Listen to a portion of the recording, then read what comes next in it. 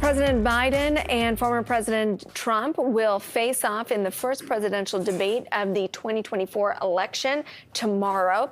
And while that event, of course, is bound to draw many viewers, it's also bound to spur the spread potentially of deepfakes. And that is where this new challenge of AI is really going to be tested. Let's bring in Bruce Croxon. He's co-founder of Round 13 Capital. And I feel like we've been warning some time that this could happen. But here is where the technology meets the event, right? Here's the election, and the technology is as good as it's ever been. Yeah, I mean, and the only benefit of such a publicized event where if you really are truly interested, you should be tuning in at that time, right? So presumably CNN's not going to have time to alter anything between how it actually happens and how we see it. So nothing better than to see something live.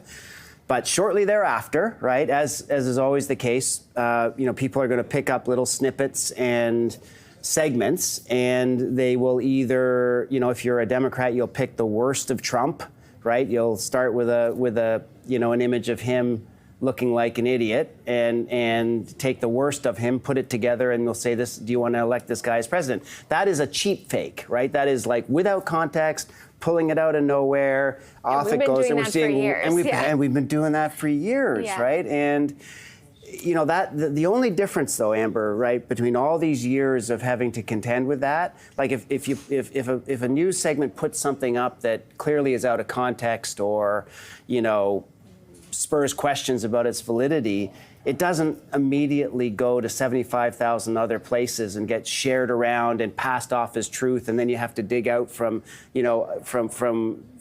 a belief that you've established from seeing something. That's the big difference. Like, always been with us, but you put a cheap fake out now, it's everywhere, and then you're scrambling to try and suggest to people that it isn't what it seems. Well, it's one thing to edit it in a way that misconstrues, but the deepfake concern is this never even took place. Correct. So good distinction. So the difference between cheap fake, what we're calling cheap fake, is this issue that's been with us forever, and deepfake is you're applying AI to manufacturing situations that just simply aren't true.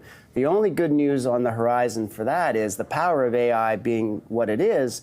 Now there's a movement afoot to have AI detect when something's been altered and is clearly not true. And maybe that opens the path for some kind of regulation to say, look, if you have doctored or altered and you are rebroadcasting as a legitimate rebroadcaster, that you have to put this qualification on it. And we now have the power to tell truth from fiction, I guess. You brought some examples of this. One is a Bill Maher one. Maybe set it up before we run it. Yeah, well, so Bill Maher was really talking about cheap fakes, right? He pulled 3 examples or so, and I love listening to this guy because he really does find a way to cut to the truth. I mean, he is a Democrat for sure, and but he has a way of doing it.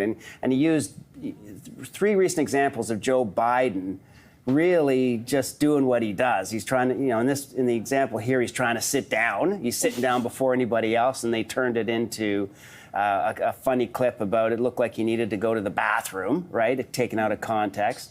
Oh, I saw go viral, yeah. I think with this one, you've got a bunch of people dancing to some music. And as Bill Maher says, well, the guy's how old is he? He's like in his 80s. Of course he's not dancing, because when you dance in your 80s, you look like a freaking idiot. Good for Joe. And then here he is with a Democratic fundraiser. And if you watch, nobody's got Obama's timing. Obama says, look, it's time to go, right? But if you look at that in isolation, it's like you're leading an old man that's lost touch with reality. So all 3 of those examples, here he is wandering at a parachute event to go shake someone's hand. But in isolation, what was really happening, he was going to shake a paratrooper's hand. But if it looks like he's just wandered off from the crowd like you would at an old age home. So it really is about context. And again, taken in and of itself at one location, we can have the discussion, but these clips get picked up now and they go so many different places. And unfortunately, favorite topic, right? They go to sources that have no credibility, but yet the viewing audience takes it as news, as credible news sources, which is just not the case. Well, I don't know if it's no credibility, but they're not viewed as media organizations. So let's take X, for example. They're not responsible for anything that happens on that platform. Correct. So it's full of people that pass as pundits, right? And X is it's their BNN, right? This is my chance to broadcast my opinion, and they don't have the budget or the inclination or sometimes the will to decide whether or not what they're broadcasting is real or not. It just might be furthering their own agenda, and that's